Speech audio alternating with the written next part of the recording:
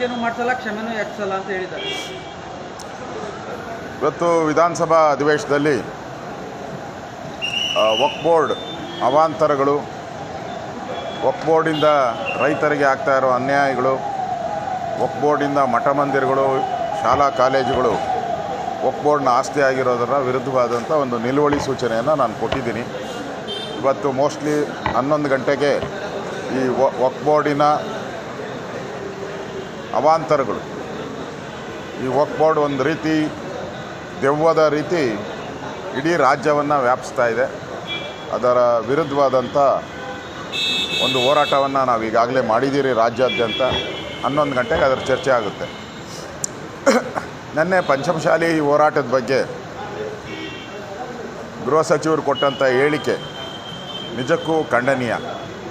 ನಾವೇನು ಅವ್ರಿಗೆ ಮುತ್ತಿಡಬೇಕಾಗಿತ್ತ ಅನ್ನೋ ಹೇಳಿಕೆ ಏನಿದೆ, ಆ ಹೇಳಿಕೆನೇ ಆ ಸಮುದಾಯಕ್ಕೆ ಮಾಡಿದಂಥ ಅನ್ಯಾಯ.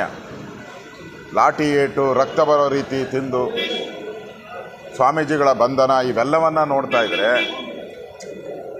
ಕಾಂಗ್ರೆಸ್ ಅವ್ರಿಗೆ ಈ ಲಿಂಗಾಯತ ಸಮುದಾಯದ ವೋಟ್ ಮಾತ್ರ ಬೇಕು, ಅವ್ರಿಗೆ ಏಟ್ ಕೊಡಬೇಕು ಅನ್ನೋ ತೀರ್ಮಾನಕ್ಕೆ ಬಂದಂಗಿದೆ. ವೋಟ್ ಕೊಡೋವಾಗ ಈ ಮಾತುಗಳು ಆಡಲ್ಲ, ಏಟ್ ಕೊಡುವಾಗ ದುರಾಂಕಾರದ ಮಾತುಗಳನ್ನು ಆಡ್ತಾಯಿದ್ದಾರೆ. ರಾಜ್ಯದ ಲಿಂಗಾಯತ ಸಮುದಾಯದವರು ಈಗಾಗಲೇ ಘೋಷಣೆ ಮಾಡಿದ್ದಾರೆ, ನಾವು ಬುದ್ಧಿ ಕಲಿಸ್ತೀರಿ ಅಂತ. ಆದಷ್ಟು ಬೇಗ ಈ ಕಾಂಗ್ರೆಸ್ ಅವ್ರಿಗೆ ಬುದ್ಧಿ ಕಲಿಸ್ತೀವಿ ಅಂತ ನಾನು ಕೂಡ ಅವ್ರಿಗೆ ವಿನಂತಿಯನ್ನು ಮಾಡ್ತಾಯಿದ್ದೀನಿ. ಒನ್ ನೇಷನ್ ಒನ್ ಎಲೆಕ್ಷನ್ ಒಳ್ಳೆಯ ಒಂದು ನಿರ್ಧಾರ. ಕೇಂದ್ರ ಸರ್ಕಾರದ ಈ ನಿರ್ಧಾರಕ್ಕೆ ನಾನು ಸ್ವಾಗತ ಮಾಡ್ತೀನಿ. ದೇಶದಲ್ಲಿ 365 ದಿನದಲ್ಲಿ ಪ್ರತಿ ವರ್ಷದಲ್ಲೂ ಒಂದಲ್ಲ ಒಂದು ಎಲೆಕ್ಷನ್ ದೇಶದಲ್ಲಿ ನಡೀತಾನೇ ಇರುತ್ತೆ. ಮತ್ತು ಪ್ರತಿ ಬಾರಿನೂ ಕೂಡ ಈ ಕೋಡ್ ಆಫ್ ಕಂಡಕ್ಟ್ ಬಂದರೆ 45 ದಿನ ಯಾವುದೇ ಅಭಿವೃದ್ಧಿ ಕಾರ್ಯ ಮಾಡೋಕ್ಕೂ ಆಗಲ್ಲ, ಯಾವುದೇ ಉದ್ಘಾಟನೆಗಳು ಆಗಲ್ಲ. ಮತ್ತು ಪದೇ ಪದೇ ಎಲೆಕ್ಷನ್ ಬರೋದ್ರಿಂದ ಸಾರ್ವಜನಿಕರ ಹಣ ಏನಿದೆ, ಟ್ಯಾಕ್ಸ್ ಪೇಯರ್ಸ್ ಹಣ, ಅದು ದುಂದು ವೆಚ್ಚ ಆಗ್ತಾಯಿದೆ. ಈ ದುಂದು ವೆಚ್ಚವನ್ನು ತಡೆ ಮಾಡೋಕ್ಕೆ ಮೋದಿಯವರು ತೆಗೆದುಕೊಂಡಂಥ ನಿರ್ಧಾರ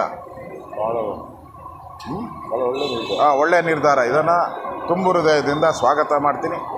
ವಿರೋಧ ಪಕ್ಷಗಳು ಕೂಡ ರಾಜಕೀಯವನ್ನು ಬದಿಗಿಟ್ಟು ಅವರು ಕೂಡ ಇದಕ್ಕೆ ಬೆಂಬಲ ಮಾಡಿದ್ರೆ ದೇಶದ ಬೊಕ್ಕಸಕ್ಕೆ, ರಾಜ್ಯದ ಬೊಕ್ಕಸಕ್ಕೆ ಏನು ಖರ್ಚಾಗ್ತಾ ಇದೆ ಹಣ, ಅದೆಲ್ಲ ಉಳಿತಾಯ ಆಗ್ತೈತೆ. ಅದು ಅಭಿವೃದ್ಧಿ ಕಾರ್ಯಗಳಿಗೆ ಉಪಯೋಗ ಮಾಡ್ಕೊಳ್ಳೋಕ್ಕೆ ಸಾಧ್ಯ ಆಗ್ತೈತೆ. ಆ ದೃಷ್ಟಿಯಿಂದ ನಾನು ಇವತ್ತು ಸ್ವಾಗತ ಮಾಡ್ತಾಯಿದ್ದೀನಿ.